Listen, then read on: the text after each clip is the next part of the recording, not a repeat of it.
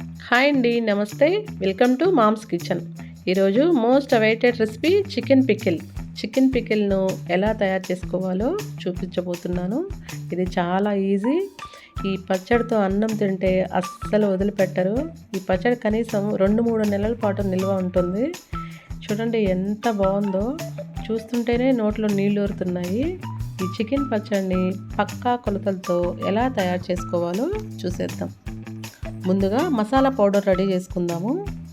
ఒక ప్యాన్ పెట్టుకొని ఒక 2-3 దాల్చిన చెక్క, 5-6 లవంగాలు, 3 యాలకులు వేసి దూరగా ఫ్రై చేసుకొని 2 స్పూన్స్ ధనియాలు కూడా వేసి పచ్చి వాసన పోయే వరకు కొంచెం ఫ్రై అయిన తర్వాత 1 స్పూన్ ఆవాలు, ఒక అర చెంచా మెంతులు, ఒక అర చెంచా జీలకర్ర కూడా వేసి కొంచెం దూరగా ఫ్రై అయిన తర్వాత తీసి పక్కన పెట్టుకొని కాసేపు చల్లారనిద్దాము.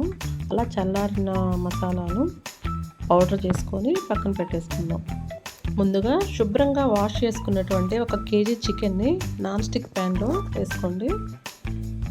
ఇప్పుడు దానిలో 1 టేబుల్ స్పూన్ సాల్ట్, ఒక అర చెంచా పసుపు వేసుకొని మంటని మీడియం ఫ్లేమ్ మీద పెట్టి నీరంతా ఎగిరిపోయే వరకు కుక్ చేసుకోవాలి. హై ఫ్లేమ్లో పెడితే అడుగంటిపోతుంది. ముక్కలు అలా మంచిగా కలుపుకుంటూ చిదురవ్వకుండా చూసుకోండి. అలా కొంచెం బాయిల్ అయిన తర్వాత వాటర్ మొత్తం ఎగిరి చికెన్ కూడా ఉడుకుతుంది.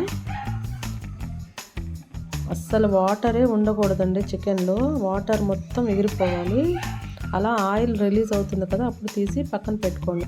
ఇప్పుడు మందంగా ఉండే కడాయి పెట్టుకొని ఇందులో 1/2 కేజీ నూనెను పోసుకొని వేడి చేసుకోవాలి. ఇలా కొంచెం వేడైన తర్వాత మంటని మీడియం ఫ్లేమ్లో పెట్టుకొని ఉడికించిన చికెన్ని వేసి ముక్కలు గలగల అనే వరకు ఫ్రై చేసుకోవాలి. వాటర్ లేకుండా క్రిస్పీగా ఫ్రై చేసుకోవాలి. మీడియం ఫ్లేమ్లో పెట్టుకొని మాత్రమే ఫ్రై చేసుకోండి. ఇలా ఫ్రై అయిన చికెన్ని తీసి ప్లేట్లో పెట్టుకోండి. చికెన్ బాగా ఫ్రై అవ్వకపోతే పచ్చడి అస్సలు నిల్వ ఉండదు. ఇప్పుడు మరొక ప్యాన్ పెట్టుకొని అదే ఆయిల్లో 1/2 కప్ అల్లం వెల్లుల్లి పేస్ట్ అండి, ఫ్రెష్గా నూరుకోవాలి. అస్సలు వాటర్ వేయకూడదు. అల్లం వెల్లుల్లి పేస్ట్లో ఆ పచ్చి వాసన పోయే వరకు ఫ్రై చేసుకోవాలి. వెయిట్లో 50 గ్రామ్స్ ఉంటుందండి. పచ్చి వాసన పోకపోతే పచ్చడి అసలు రుచే ఉండదు, నిల్వ కూడా ఉండదు. ఇలా బాగా ఫ్రై అయిన తర్వాత ఫ్రై చేసుకున్నటువంటి చికెన్ ముక్కలను కూడా వేసి ఒక 2-3 మినిట్స్ మీడియం ఫ్లేమ్లో పెట్టుకొని వేపుకోవాలి.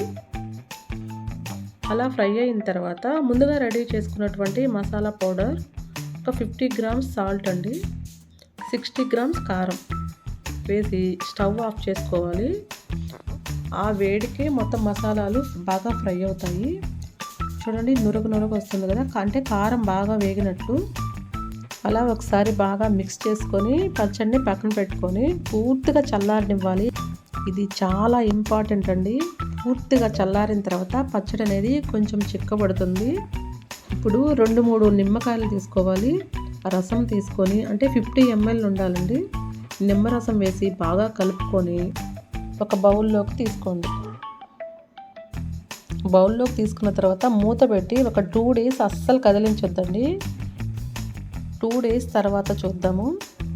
చూడండి మూత తీసి చూస్తే ఎంత ఎమ్మీగా ఉందో, నోట్లో నీళ్ళు ఊరుతున్నాయి. ఎప్పుడెప్పుడు తినాలనిపిస్తుంది కదా. అంతేనండి, చాలా సింపుల్. మీరు ట్రై చేయండి.